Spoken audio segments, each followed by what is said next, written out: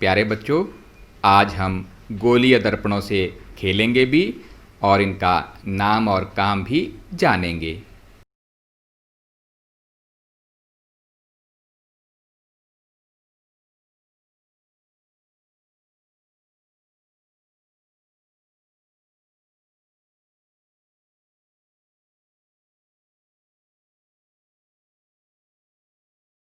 अरे, ये प्लेट तो बिल्कुल प्लेन मिरर की तरह काम कर रही है।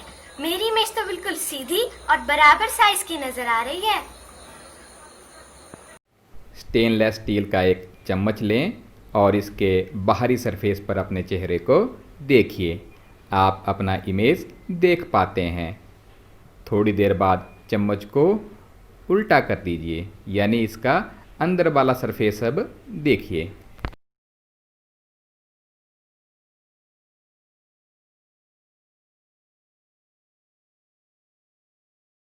यदि किसी गोलीय दर्पण का परावर्तक पृष्ठ अवतल है, यानी अंदर की ओर धंसा हुआ है, तो उसे हम अवतल दर्पण कहते हैं। If the reflecting surface of a spherical mirror is concave, then it is called concave mirror.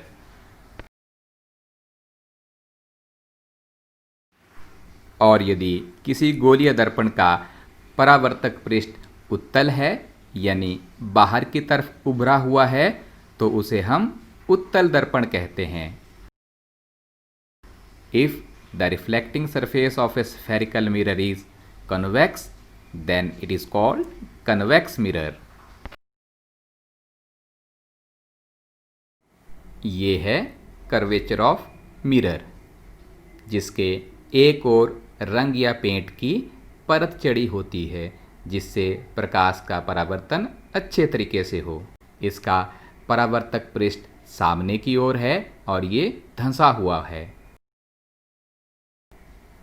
इसे हम अवतल दर्पण कहते हैं, यानी कनकेव मिरर।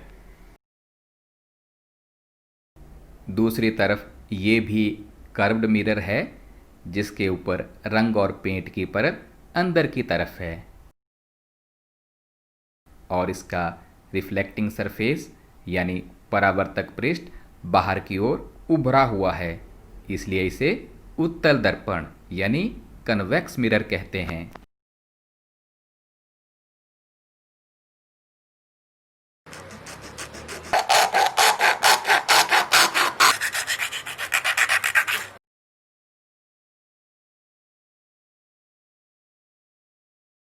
हमारी खेलने की गेंद को अगर हम बीच में से दो टुकड़ों में काट लें, तो उसका टुकड़ा उत्तल और अवतल पृष्ठ को दर्शाता है।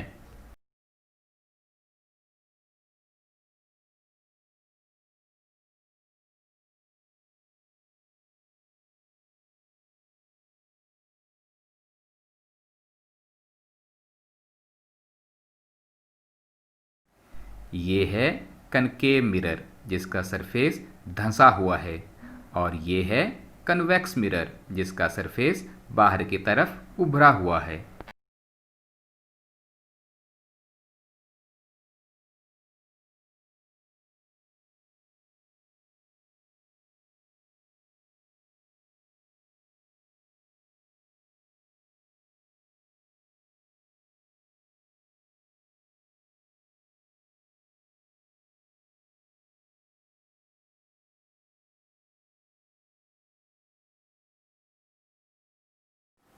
पर्दे पर बनने वाले प्रतिबिंब को हम वास्तविक प्रतिबिंब कहते हैं। An image formed on a screen is called real image. इसी तरह पर्दे पर न बनने वाले प्रतिबिंब को हम आभासी प्रतिबिंब कहते हैं। An image could not formed on a screen is called virtual image.